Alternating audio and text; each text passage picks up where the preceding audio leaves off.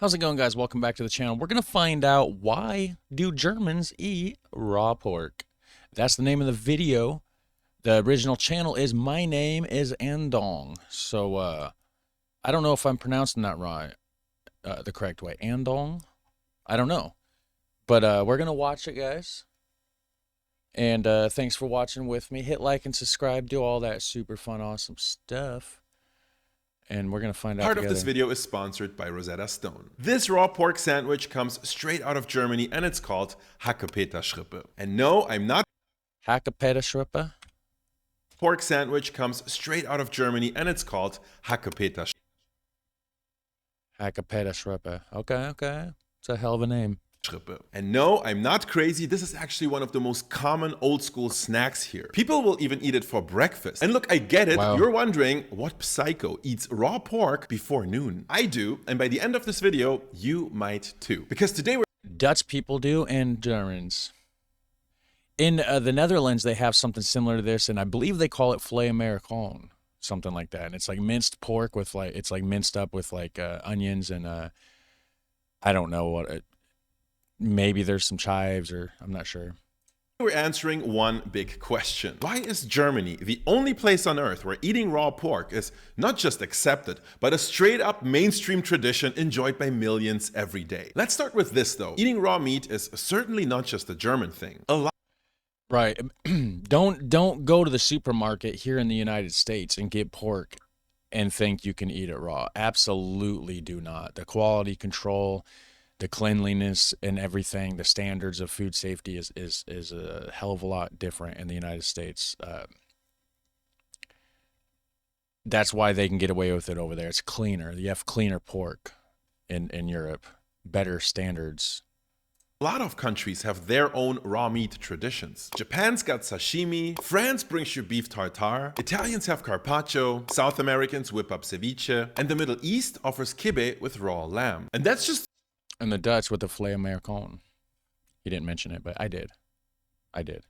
to name a few. So what's the deal here? How come the whole world gets a pass on eating raw anything, but when Germans eat raw pork, everybody freaks out? Well, history and biology have a lot to do with this. I didn't As freak humans, out. we learned over centuries that some meats are riskier to consume raw than others, chicken and pork being on top of that list. Before we even knew that these meats were simply more likely to be host to dangerous parasites or bacteria like salmonella, we already taught each other to stay out of harm's way, and this wisdom got passed down from generation to generation. You know the drill. Pork in particular has been deemed unclean and impure by entire religious communities like Judaism and Islam. That's why most of us grew up knowing that if we don't fully cook our chicken or pork, we're probably gonna spend a very long and uncomfortable night in the bathroom. But would we really? The truth is, if pigs are raised in a clean, healthy, controlled environment, and the meat is then handled and stored within the safe temperature, which is below 4 degrees Celsius, all the way from slaughter to consumption, that is, the risk of anything nasty happening is actually extremely low. Millions of not dead Germans should be proof that, in fact, raw pork can be just as safe to consume as that fancy sashimi you paid 30 bucks for last week. Speaking of sashimi, by the way, there are parts of Japan where chicken sashimi, called torisashi, is actually a thing. Yes, you heard me right. Raw chicken sashimi. They get away with this because of very strict hygiene standards, the use of special breeds, and extremely fresh preparation. In addition to that, very careful handling and only using specific cuts of the chicken that are less. Yeah, so it all comes down to what I was saying earlier. Quality control, hygiene, like cleanliness, food preparation practices, the proper practices, and all that kind of stuff. Do not trust the meat here in the United States. If you get pork here in the United States, cook it. Cook that stuff. I'm telling you.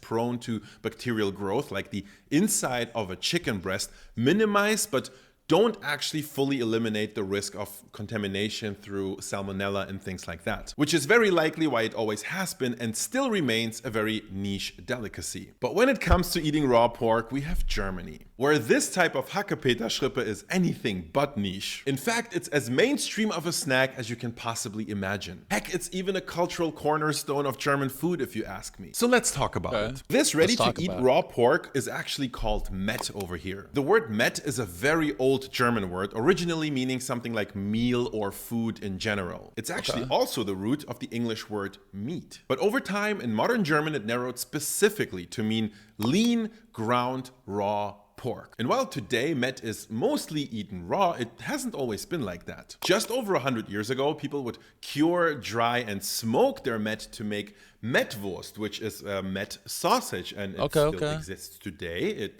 looks a little something like this, and I think we can give it a try. So this is a classic Mettwürstchen, or a little mett sausage. Let's snap it open. You can tell the inside looks kind of raw, but because it's cured and smoked, we can actually eat this raw.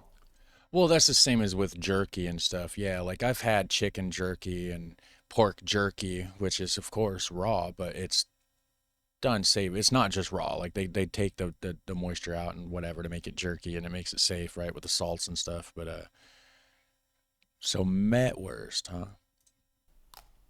Very well seasoned, nice and smoky, which I appreciate because I love smoked shit, and just a great overall snack. Nice. But that is not actual fresh raw pork. So let's leave that behind and get back to our question: when and why did Germans start eating raw mett? We're almost at the answer, but first I want to share a message from this video's sponsor. I have a trip to France coming up later this year, and that made me want to cook something French. But as I was trying to pronounce the names of the dishes in my favorite French cookbook, I realized that I pretty much forgot everything I ever knew about the language in high school. But that is about to change, thanks to the sponsor of this video, Rosetta Stone. Rosetta Stone uses an immersive approach that mimics the way we naturally learn languages. I'm reading real stories, participating in realistic dialogue, and listening to actual native speakers. All of that really helps me practice my listening and comprehension skills in a fun and engaging way. For some languages, getting the phonetics right is actually the trickiest part, but Rosetta You know what though? Go there, check it out, get 60% off. Links down below for this video, and then you can find his link if you want to get the deal. We're not going to watch another 2 minutes of a sponsor video though. But shout out to him and his sponsor and Rosetta Stone and all that good stuff. So let's continue. This video. All right, now let me remind. Don't give me hate for skipping it. You didn't want to watch it either. You that eating raw pork safely requires two things. First, very strict food safety regulations. But let's face it, this is something us Germans have always been very good at. Just check the German laws on selling minced meat and you will know exactly what I mean. For example, if you're trying to sell mett for raw consumption, it very crucially has to be minced on the day of sale, because bacteria on meat grows mostly on the surface, and once you mince meat, there's just a lot of surface area. And through this entire process, all the way from slaughterhouse to table, the meat has to be refrigerated impeccably, which requires the second important thing: cooling technology. Cooling in general shaped the modern food industry like nothing else, and once it became widely accessible here in Germany some 100+ years ago, it technically made consuming raw pork viable. It's just that nobody was doing it, so somebody just had to start doing it. And for that, we gotta travel back in time to Berlin in the early 1900s. Look, when people think of German food, they mostly conjure up images of Bavarian food like pretzels and Weisswurst. But Berlin has its very own historic food culture, though much less glamorous. I went down a rabbit hole reading these two incredible books, which I'm gonna link below, and they talk about Berlin's very modest, very humble, very unphotogenic cuisine, but damn does it have character. We got things like meatloaf and cream, eggs in mustard sauce, beer-braised carp, potato soup, you know, that kind of stuff. Today, Berlin is a very cosmopolitan city, and these dishes have sort of faded into obscurity because people enjoy all the delicious international foods they can have today, which I kind of get, but which is also a shame because some of these sound like amazing meals. But what matters... That's why people should still have like authentic culture, or like cultural food type of restaurants in these places to keep the culture alive. You know what I mean? for us today is that among these old school Berlin dishes are a few extremely simple ones that made up Berlin's original tavern culture. They were the bar snacks of Berlin in the 1900s. And one of those snacks, you guessed it, Hackepeterschrippe. Hackepeter refers to fresh mett that has been seasoned with just salt, pepper, and diced white onions, sometimes topped with a few slices of pickle. Weirdly, Hackepeter translates to chopped Peter, which, don't worry, I think Peter is fine. This name doesn't really mean anything. It's just that back then we also had dishes like Strammer Max, Tight Max, or Stolzer Heinrich, Proud Henry, which these names didn't ever mean anything. It was just a marketing trend to give very simple dishes these kind of fancy, funny, weird names. Now, according to both these books, Hackepeter can actually be traced to one particular pub in Berlin that started serving the dish in 1903. You gotta know that back in the day, there was a little bit of competition between these pubs because they were trying to win over customers by offering these fancy, funny, creative snacks. What remains a little bit of a mystery to me is why people were so ready to accept eating raw mett back in the day all of a sudden, but my theory is that there were two major reasons. Yeah, and especially back then when it's going to be a little bit harder for the food safety and stuff like compared to nowadays. First, they were already familiar with virtually the exact same stuff in cured sausage form. And second, Hackepeter was often called the poor man's tartar, as in beef tartar. And with French food being the undisputed #1 for Europe's rich and famous back then, I feel like getting a little taste of that fanciness for a lot less money and at your local bar was a pretty solid offering. Either way, that one Berlin pub that supposedly came up with the dish, well, it closed over a century ago, so we're not going there today, but their new viral snack, well, that certainly thrived. Just a few decades later, Hackepeter went from trend to tradition. Eating raw mett. What's the shippa part though? Hackepeter shippa.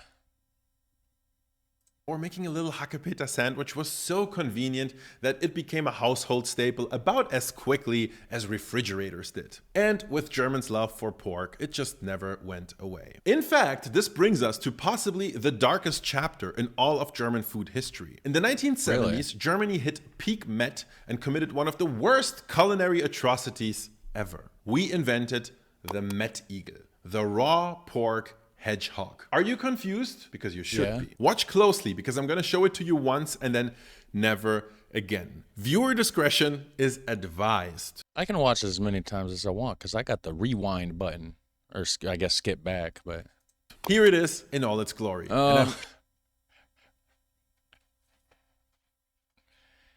It's met with, what is it? Is it pieces of onion shoved in it, and of course the olive. Oh, that's funny. What's the beak? What's the nose? Why is that so solidified? What are they using for that, I wonder?